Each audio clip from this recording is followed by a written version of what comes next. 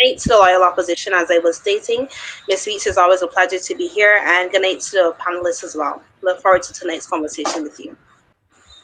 Right, so most certainly, yeah, law abiding citizens should be concerned about it because I find that in Barbados we only really react to things once it then happens to us.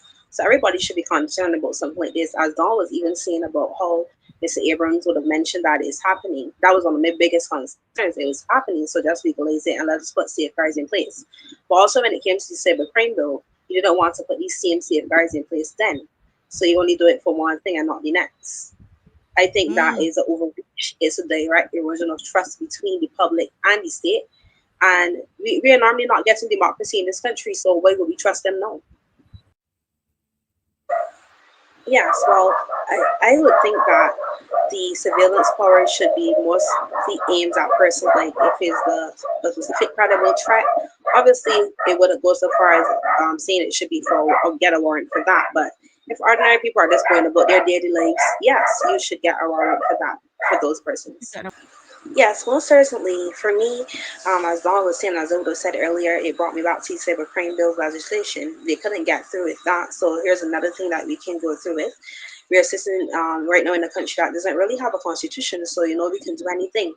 When I really think about it, though, I think that this bill is what we will call proportionate, where we will target specific individuals and do not mass monitoring. It will come down to that at the end of the day.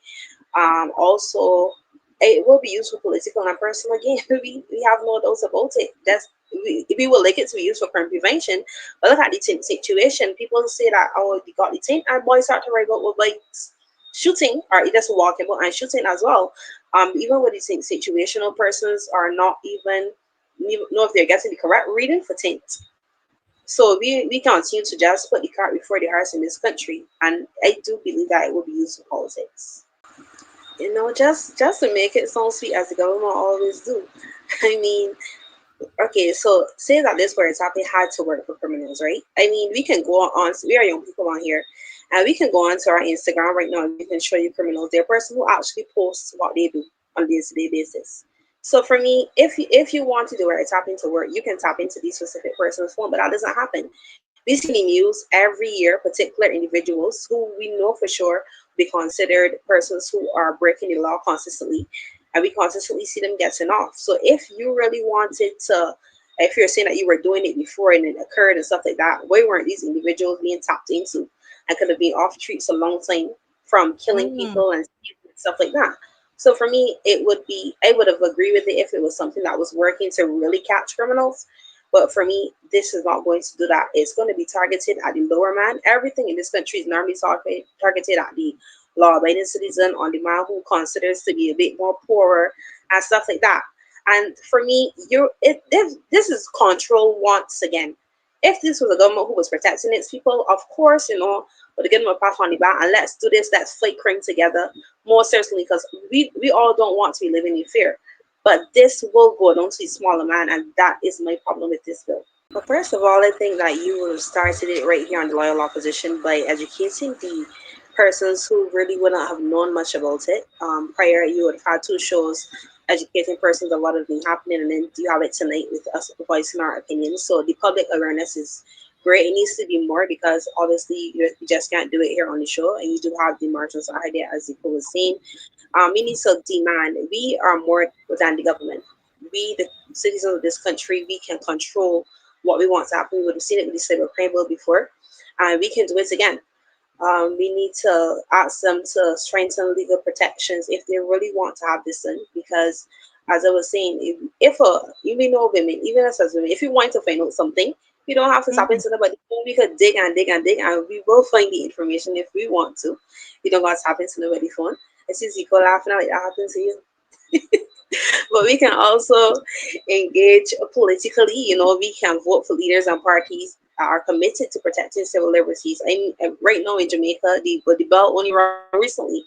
We would have seen for months past, we would have seen the campaigns happening, and nobody would have even said, "Oh, the election is happening at this particular time." So we can start now. We can start to advocate for better leadership. We don't have to wait until an election comes around to say, "Oh, we want this government removed." No, we can start right now. It would if we really put action behind it, because sometimes Barbadians just speak, but they don't actually take So the what? action.